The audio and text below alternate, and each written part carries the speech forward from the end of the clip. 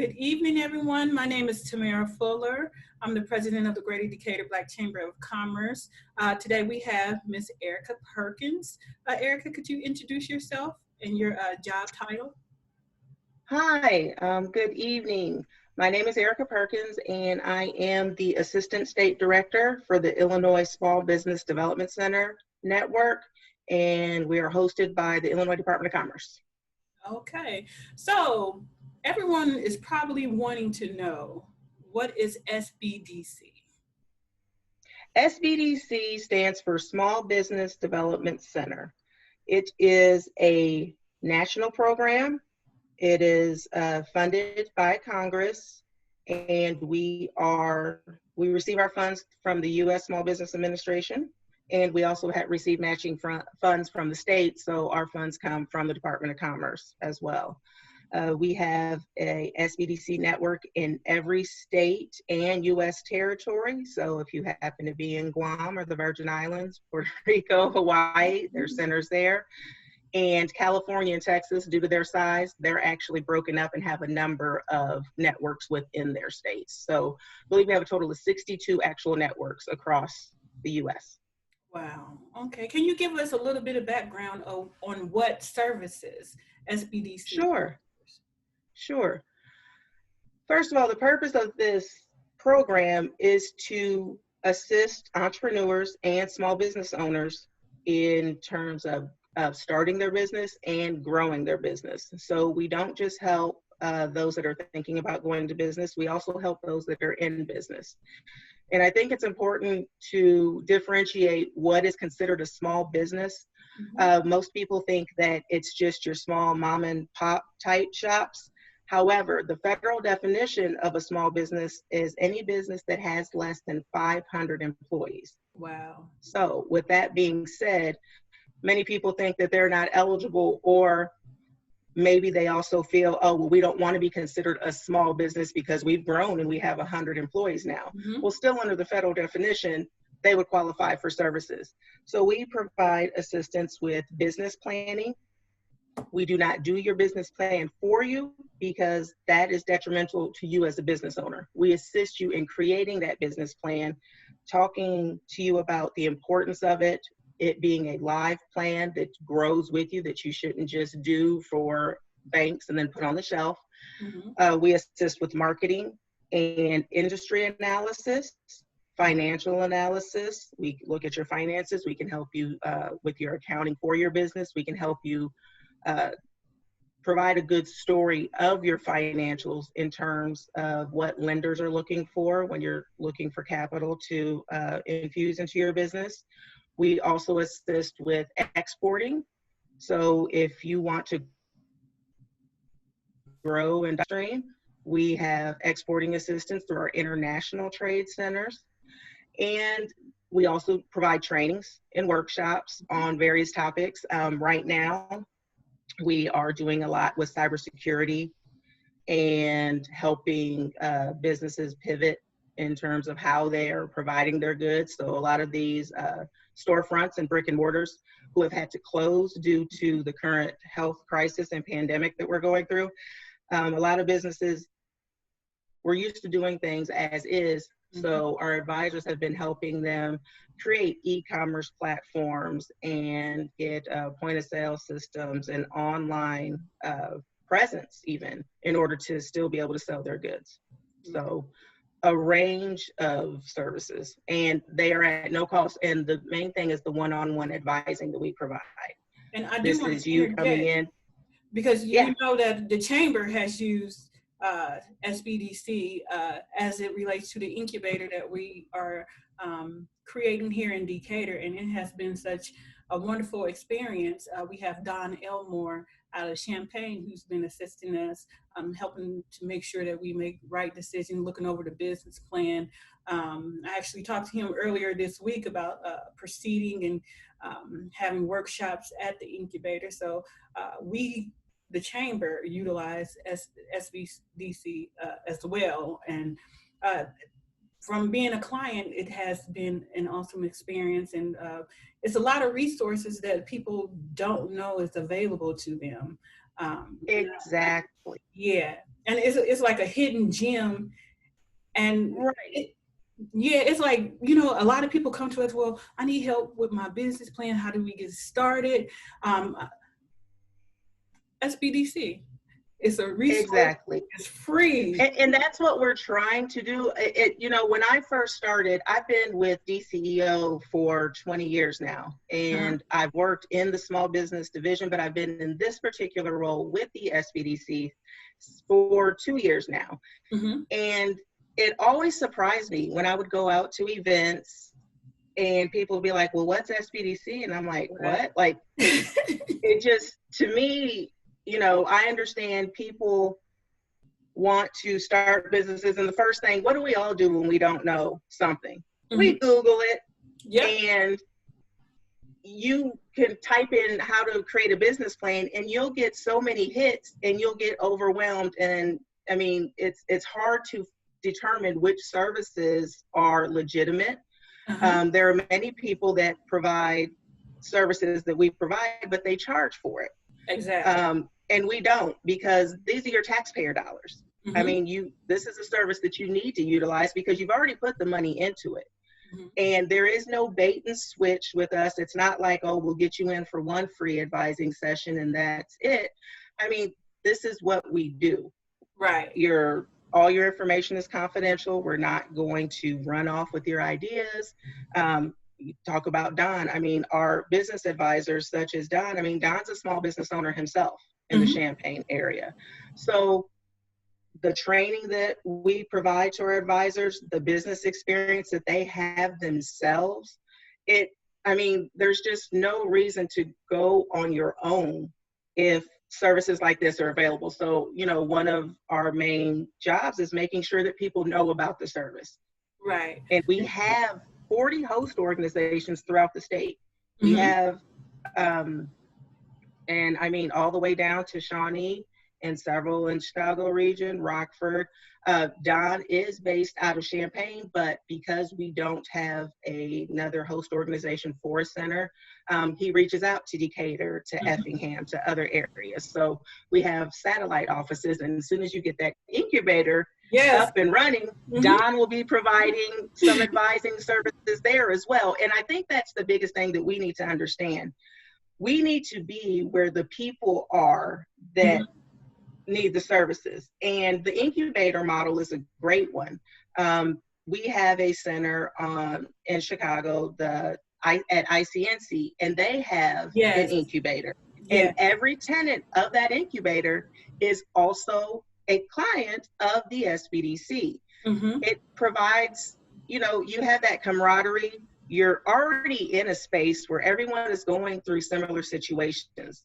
They've started, they're growing, they're running into issues that someone else may know about, but then you can also meet together through trainings and the advising with the SBDC presence there and the International Trade Center presence there. And I mean, learning together works a lot better, and you don't feel like you're going it alone. So I really am glad that Don's going to be able to provide those services there, because I think the incubator model is great, because you asking a question, you can feel, oh, maybe this is a silly question. But when you're in a room full of people that and they're in the same community as you, and you all can just be real and say, okay, I really don't know what I did with this. Someone else may be able to do so. So, I mean, I definitely look forward to seeing what that, how that goes. And I'm also happy that you received assistance through DCEO through the grant opportunity through the Office of Minority and Economic Empowerment. That's one of our partners, and having our SBDCs work with other units within DCEO and other agencies just makes it easier for the entrepreneur, small business owner that needs assistance. Exactly. And we thought it was a perfect partnership. We have minority business. We know the struggles of minority business. Why not connect all pieces, DCEO, SBDC, all together to give them the resources that's necessary for them to be successful and for them to be able to compete? Because I found that a lot of African American businesses don't know about a lot of resources that are out there. No, they don't. And that is a big issue. And That's why we're glad we have offices like the OMI office at DCO, but we also even recognize that, and we have conversations. I mean, we have a strategic plan that our Illinois SBDCs create, and we meet on it every year. And one of our strategic priority goals is making sure that we're reaching minority communities. Mm-hmm. And we understand that, you know, it takes some explanation for some to say, well, but I have clients coming in all the time. That's fine. But are you reaching your demographic? Do you know who's in your geographical area that you're serving? And once you know that, if your client listing doesn't match that demographic, that means you're not reaching a community. So it's important. And one thing that we've done, especially we received supplemental funding through the CARES Act, and we're using that to increase our outreach throughout the state, because we have our call volume and requests for services has increased dramatically as small business owners try to navigate through not only the pandemic, the civil unrest that's going on. I mean, there's so many things that are hitting us from all angles. And it's important to understand that if you have to feel comfortable where you're going.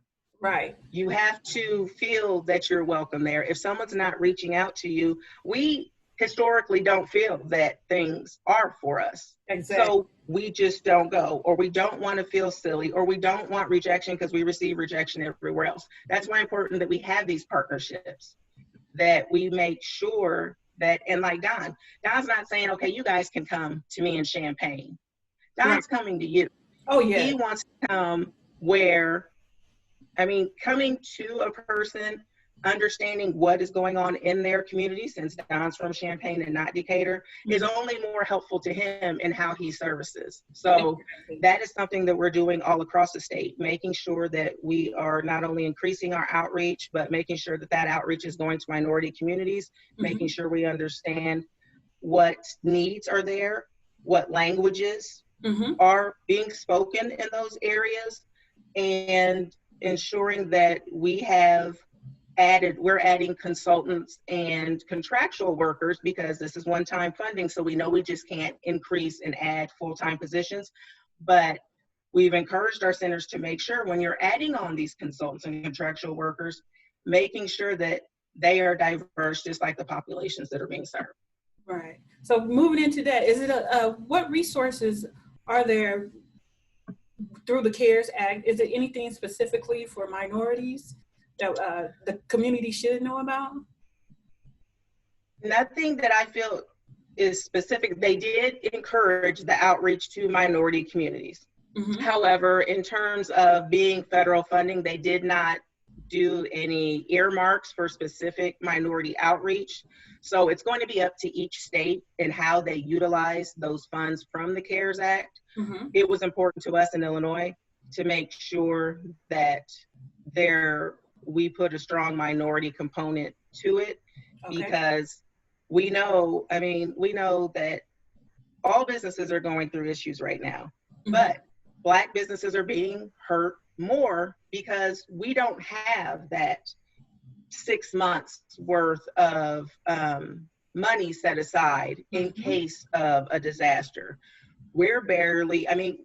We need to talk about, and one of the things that we're looking to do, and I've also spoken with our African American outreach manager at OMI, is creating a series of webinars and training to really dig deep into the whole aspect of small business and why it seems that we struggle more in terms of having access to capital, why it is that we seem to fail at a quicker rate, why it is that we can't seem to keep dollars in our community like other communities can. And to me, we have to go all the way back to the psychological approach of it. We don't come into business the same way that other races come into business. We come in because we have to create opportunity for ourselves. We have to put food on the table.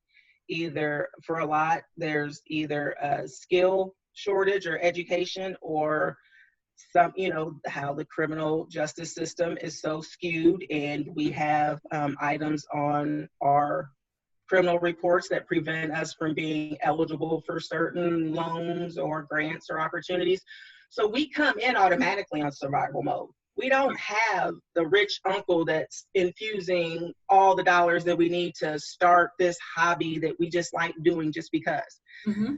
When you come in a survival mode, the way you operate, everything psychologically it's different. We're not coming in and thinking, man, we're going to build this and make this large thing. We're going to make sure that everyone can come to the table and eat. We're going to provide jobs for our community. We're coming in like, let's just hope we can stay open a year. Let's hope that we get support enough to make it from this year to the next, mm-hmm. and hope that we can keep things going.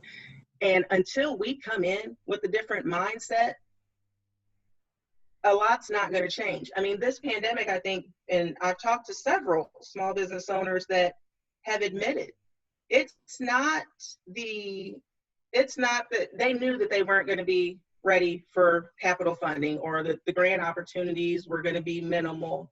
The programs that were provided through federal government and local governments, they may not be able to get. But then when you talk to them about the why, it's like, remember when we offered the trainings, the financial trainings, the accounting, the QuickBooks training, and making sure that you have your taxes filed? Mm-hmm. Yeah. And remember when you kind of blew it off, it's like, yeah, I'll get to that. Uh-huh. When you come into survival mode, you don't come in with that business mindset that we're going to do it right. We're just doing it to get it done and go with it. So yeah, when you come in that way, you're not going to be prepared for when something like this happens. And that's what I've seen a lot of, is we don't have the documentation that we need. Right. We don't have the history. We don't have the accounting system set up in order to show that this is the revenue that we're really losing and this is the money we were making. So until we can fix that, and I mean, it's sad that it is that way, because think about all the way back to Black Wall Street in Tulsa, and how we had 35 square blocks. There were nothing but Black businesses. Right. And we put money into each other's businesses. We shopped, our dollar was spent there and survived until the Tulsa riots came and took everything away.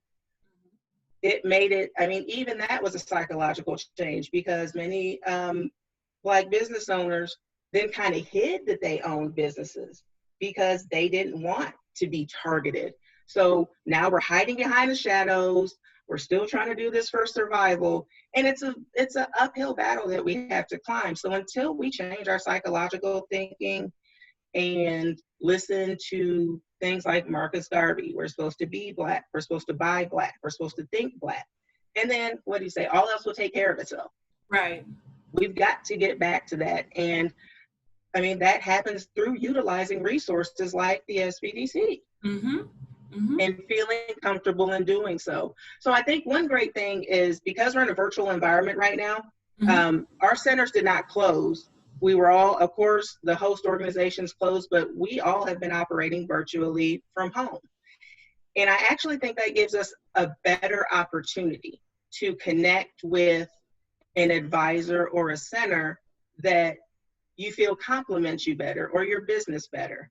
So it opens those geographical lines, and you can meet with anyone, and you can do anything. So I think that people need to really take advantage of that, and they need to start from scratch and start really just knowing this resource is for you. You need to utilize this resource. And we're going to do the outreach that we do with organizations like yours and others to keep spreading the word, and to make sure that we are making it so that we're doing what is most comfortable. So if we are coming to the chamber meetings, if we are going to different events, I think that'll open the lines of communication more, and there'll be a higher level of comfortability. Right. And like you said, it's very important getting our business to understand why all of this is so important.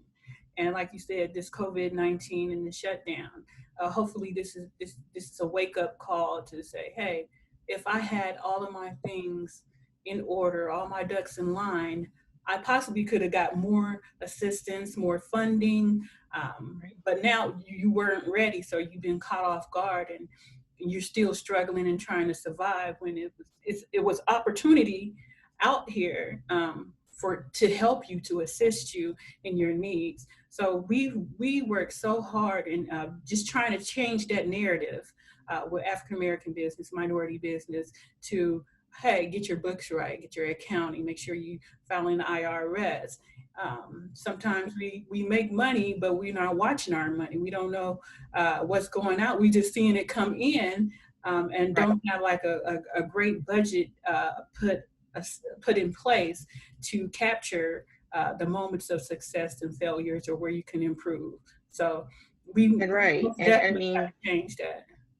and until that changes, until we can do that, I think this is a great time. Like you said, this is a great time to reset. It's a Mm-hmm. great time to look for those trainings. I mean, we're even providing more trainings virtually since we're not doing a lot of face-to-face right now. We'll be revamping our website at the state office to make sure that we have an e-learning library so that people can watch trainings and webinars on their own time. Because we also understand, if you're still trying to make your business work, or you still have a business and are blessed to still continue, Mm-hmm. you're putting most of your time into that business. So we want to make it accessible. And that's another big issue. You just can't assume that anyone can take off at 1 o'clock on a Thursday and go and sit in on this training. So Exactly. we have to be mindful, and we are doing that to make sure that it's great to have the resource. It's better if someone knows about the resource and utilizes it, but it's best if it's accessible to them when they need it as well. And then they can follow up at any time. A lot of our centers do offer evening or even weekend appointments, because we understand what they're facing right now. It's also a good time for new entrepreneurs. Many businesses have failed. There are going to be a lot of gaps in a lot of industries as we Mm-hmm. move forward. Now is a great time to start getting your plan together and starting off on that right foot, so that when the next crisis occurs, we're ready, and we need to be ready. Right. So, with that being said, do you think is the services that SBDC offer? What is the most underutilized service that you think people really should get on this and use it? One is I think the advising is underutilized. One, I think people, if they do know about the SBDC, they have a question and they come in and they get that question or that situation answered, and then they're gone again. Mm-hmm. And we see growth and we see economic impact with the clients that are longer term. So those clients that come back and continue to engage with the advisors, continue to engage in trainings. So I think the advising needs to be utilized better for a long-term relationship, as opposed to just a quick Band-Aid fix and then moving on. And also I think the trainings, because when you have these trainings, you have the opportunity to talk to other small business owners that are going through those same issues that you are. And there's just a lack of mentorship as well that you could also benefit from by attending the events and the trainings that the centers hold. So I think networking is big, and I Mm-hmm. think the long-term advising is big. Okay. And we already talked about you have many locations in Illinois that people can call. But like you said, like Don is in Champaign. However, he assists a large area. Correct. Right, right. Don has his main office in Champaign, but he does reach out to Decatur, to Effingham, and other communities that in central Illinois where we don't really have a large presence. We lost approximately 15 centers in 2016 when Illinois was going through the state budget crisis. Mm-hmm. Many of those host organizations were community colleges in universities that relied on state funding. So when they weren't receiving their state funding, they had to cut programs. So it is great that we are building back up. It we have some satellite models, like we do have a center at I believe it's your alma mater in Edwardsville. Yes, and you know, they send us information, and we kind of partner with them as far as getting their events out and letting the Metro East area know what's available to Exactly. them. So we have that connection. Right. And we share any resources like the chamber. We don't want to recreate what's already there. It's better to partner and send out that information and get individuals to participate in those events that SBDC have. So Right. I think right for the chamber right now, the important is getting resources to our members, getting resources to minority, because it's everywhere. It's out there. The help is there. It's individuals out there ready to assist you to make your business better, but they have to know about it. Exactly. And that's why the partnerships are important. That's why it is great to be able to have our partner organizations share our events and trainings. Edwardsville has a satellite office in East St. Louis, where we have a full-time advisor there as well. So we try to do what we can geographically to make sure that we're reaching everyone. We have a large number of centers because we have a large population north of I-80. So there, and the big thing is, yes, we don't want to recreate the wheel. So we are more than happy to partner with other organizations. And we do it within our own agency to make sure that we're providing trainings, but being consistent along with it as well. And it's always important to have a number of resources in one room at a time. I don't, you know, to me, the best events that I go to are ones to where we have 5 or 6 different organizations that provide different services that a business owner can talk to all of them in one setting and get the information that they need. So it is very important to do that for sure. So, and going into that, SBDC is not just for new entrepreneurs. I want everyone to know it's for people who probably been in business. They can receive assistance. Yes, you can. It's for those that are just thinking about what they want to do.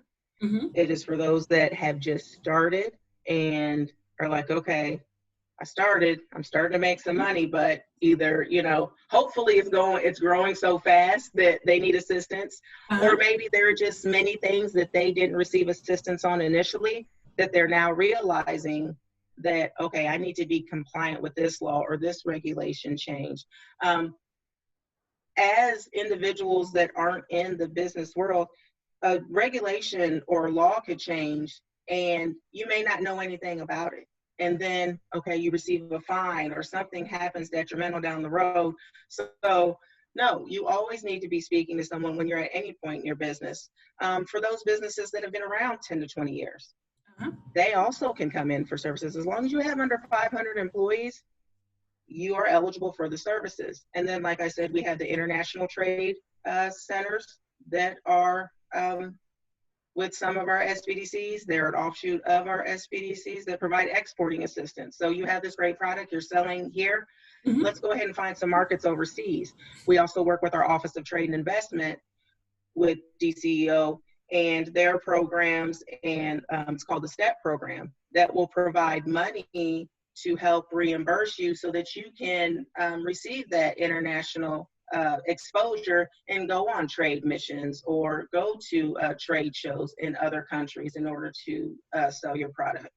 So, and then another program within DCO that's funded by the Department of Defense is the PTAC program, which is Procurement Technical Assistance Centers. They help you with government contracting.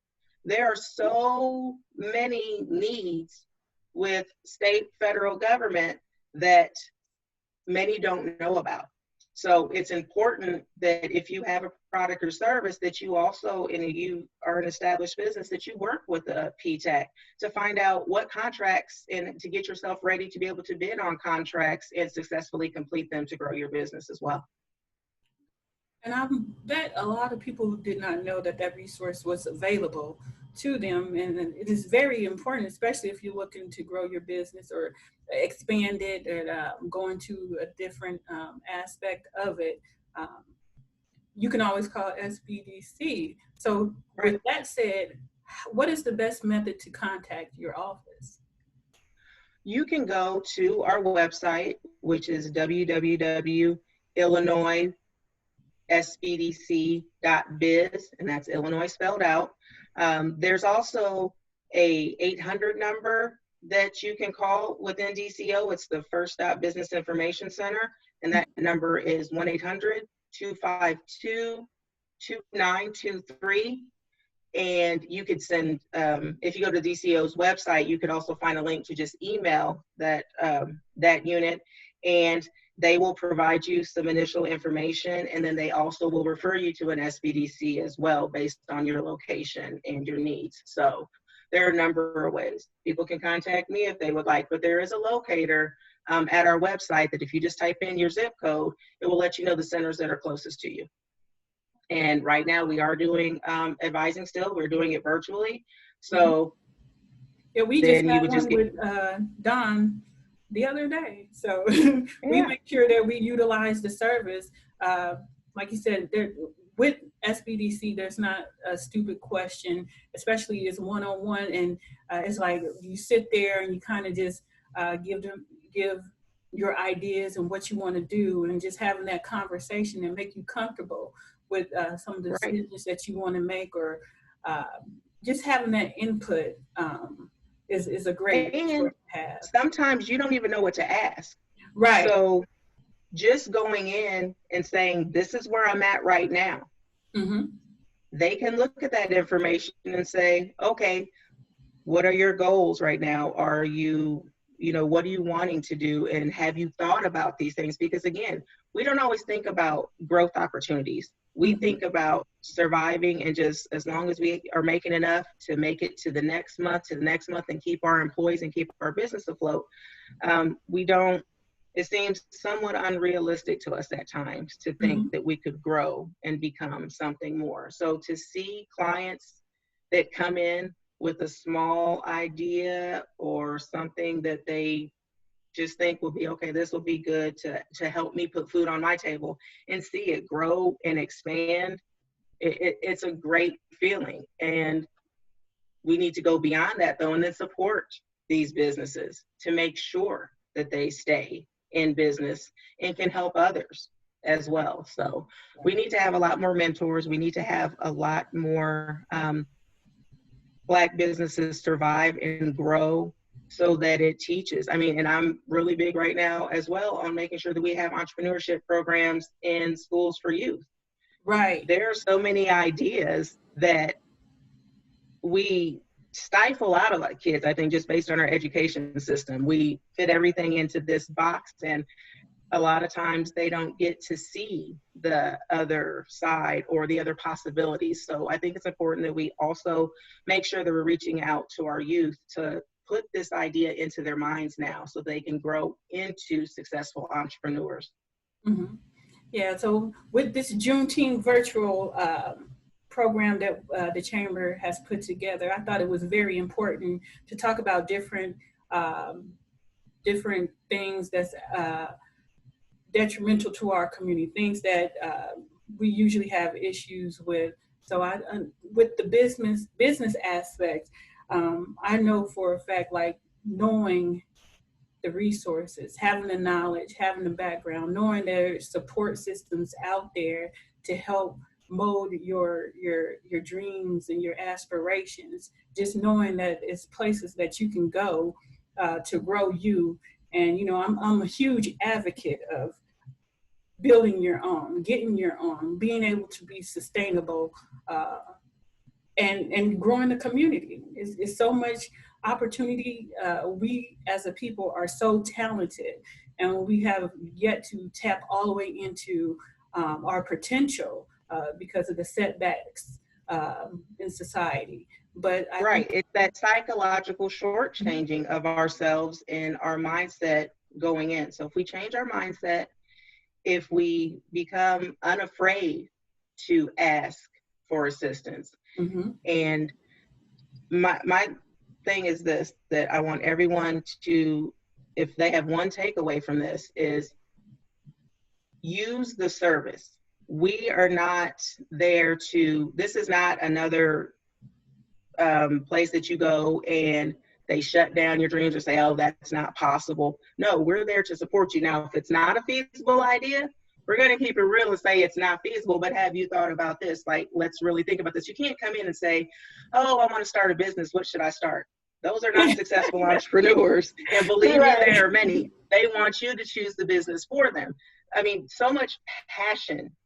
You have to have passion for your business, because if you say you're going to be an entrepreneur because, oh, I don't want to work for anyone else, I'm just going to work for myself.